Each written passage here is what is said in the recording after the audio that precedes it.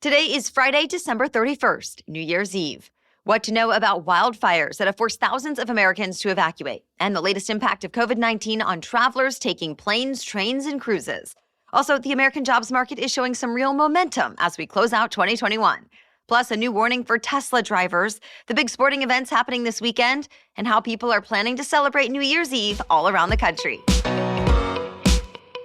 Welcome to The Newsworthy. All the day's news in around 10 minutes. Fast, fair, fun, and on the go. I'm Erica Mandy. Thanks so much for being here. You ready? Let's do this. Well, unfortunately, we start today talking about the tens of thousands of Americans forced to leave home just before the New Year's holiday. What's worse is hundreds of them no longer have a home to come back to. Fast-moving wildfires broke out in Boulder County, Colorado, about 20 miles northwest of Denver. And extremely strong winds have been fueling them. At times, those winds have gusted up to 105 miles an hour. That's comparable to a Category 2 hurricane. They knocked down power lines, causing fires all around the county. Nearly 600 homes, a hotel, and a shopping center are thought to have burned. At least 7 people were hurt, including a first responder. And authorities say that number will likely rise. Tens of thousands of people did evacuate to safety, but it wasn't easy since at least one major highway had to shut down and there were heavy traffic jams. Colorado wildfires are usually rare this late in the season, but 90% of Boulder County is in a severe or extreme drought right now. That area has not gotten a substantial amount of rain since the middle of summer and has hardly had any snow. So the conditions are right for it. But there could be some relief coming. The National Weather Service says up to a foot of snow could fall today in Boulder. That could help firefighters contain the fires and give them a chance to survey the damage and search for more people who maybe couldn't evacuate to make sure that they're safe. Colorado's governor declared a state of emergency to help people get disaster funds ASAP. A lot of winter vacation plans are being postponed or canceled because of COVID-19. There are issues in the air, on the rails, and at sea. Let's start with cruises. The CDC raised its travel warning for cruise ships to the highest level, saying all Americans should avoid them, vaccinated or not. And that's because health experts say COVID-19 spreads easily in close quarters on ships. And already the CDC is investigating more than 90 cruise ships that reported COVID-19 cases on board. A trade group that represents businesses in the cruise industry says it's disappointed by these warnings, and it pointed out that cases on cruise ships still make up a very small majority of everyone on board. Either way, cruises are allowed to keep sailing, at least for now. Now to the issues with flights. Airlines have now canceled thousands of flights every day for the last week, and many, many more have been delayed. Airlines say the problem is twofold. One, a lot of flight crews are out sick with COVID-19 or quarantining. And two, there's been bad weather in many parts of the country this week. The delays and cancellations are already adding up for today, tomorrow, and Sunday too. So it could be another rough weekend for people with New Year's trips planned. People traveling by train could also be in for some trouble. Amtrak is scaling back its schedule between today and next Friday. Just like with airlines, it's in response to a spike in COVID cases among employees. But the Amtrak routes cut only make up 1.5% of the trains scheduled for the week. The CDC released 2 new studies specifically about getting children vaccinated against COVID-19. One looked at hundreds of kids in hospitals with COVID-19 across 6 American cities, and it found nearly all of them in hospitals who got seriously sick were not fully vaccinated. The other study found serious problems among 5 to 11-year-olds who got the kid-sized Pfizer vaccine were extremely rare. Remember, there were some concerns the COVID-19 vaccines could cause some rare heart-related side effects. But at this point, 8 million doses of the Pfizer shots have gone out to kids in the younger age group, and 11 of them, or 0.0001%, ended up with the heart issue, and all 11 recovered from it. Another pharmaceutical giant is being held responsible for the opioid epidemic. A jury found TEVA Pharmaceuticals and other smaller companies like distributors and pharmacies were liable in a New York case.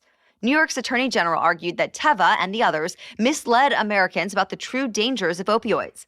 But TEVA is already planning to appeal. One of the company's lawyers says it's actually the state who's responsible, since it didn't have a good system for monitoring suspicious orders. But assuming the verdict stands, a second trial will determine how much TEVA will have to pay.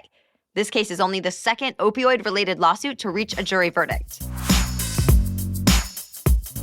We have an update to a story we brought you last week about a truck driver who was sentenced to 110 years in prison for causing a deadly crash. Millions of people signed a petition calling for his sentence to be reduced, since the driver did not really intend to crash or kill anyone. Well, it seems the public outcry worked. This week, Colorado's governor changed the driver's sentence from 110 years to 10 years in prison.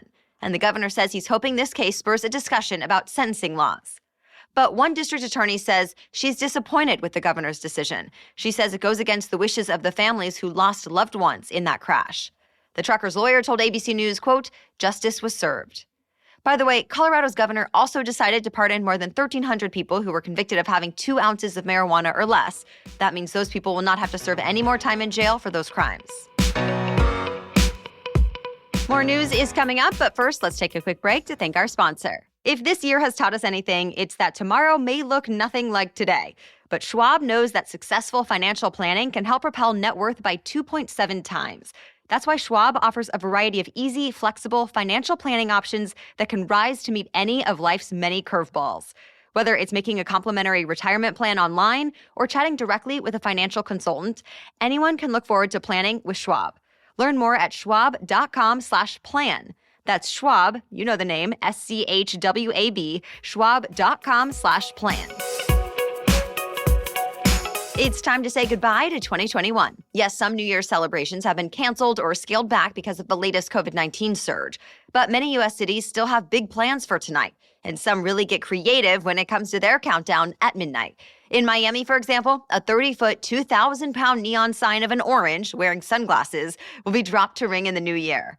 In Las Cruces, New Mexico, they keep it spicy by dropping an oversized chili pepper. In Raleigh, North Carolina, people can watch as a 10-foot-tall acorn made out of copper and steel get dropped at midnight. That tradition has been around for more than 20 years. And in true Idaho fashion, Boise drops, you guessed it, a giant potato. All of those events are allowing in-person crowds, though they're following COVID-19 protocols, some more than others. And remember, what's usually the biggest celebration in the country has scaled back its iconic ball drop this year. Now only a quarter of the people usually allowed at Times Square in New York City will be let in. And every person in the crowd must be fully vaccinated. There's another good sign for the U.S. economy heading into the new year, despite coronavirus fears. New federal data shows the number of Americans filing for unemployment benefits last week fell to the lowest level of the pandemic. In fact, that number is trending near a half-century low. New applications dropped down to 198,000. That's about 8,000 lower than the week before. And analysts were actually expecting that number to go up, not down. So this is good news and a sign that not a lot of companies are laying people off right now. The Labor Department says there are 4 million more jobs available than there are workers. Heads up, if you drive a Tesla, nearly 500,000 Model 3 and Model S cars are being recalled. It's because of problems with the trunk latch. For the Model 3, Tesla says the opening and closing of the trunk could damage the cable harness attached to the rear view camera. So that could cause the camera to fail. To fix this problem, Tesla says it'll install a new cable harness for free. The Model S issue may be more serious because it could make the trunk fly open all on its own, which would obviously be dangerous if the car was in motion, especially because this affects the trunk that's on the front of the car, not the back. Tesla will reposition the latch to make sure the trunk stays closed. And the company says it'll mail letters out to impacted owners in February. So far, the company says there have not been any crashes or injuries because of these issues. By the end of the day, we'll know which 2 teams are going to face off in the National College Football Championship. The top 4 teams are playing in semifinal games. This year, they're the Cotton Bowl and the Orange Bowl. At the Cotton Bowl, the reigning national champion Alabama takes on Cincinnati in Texas.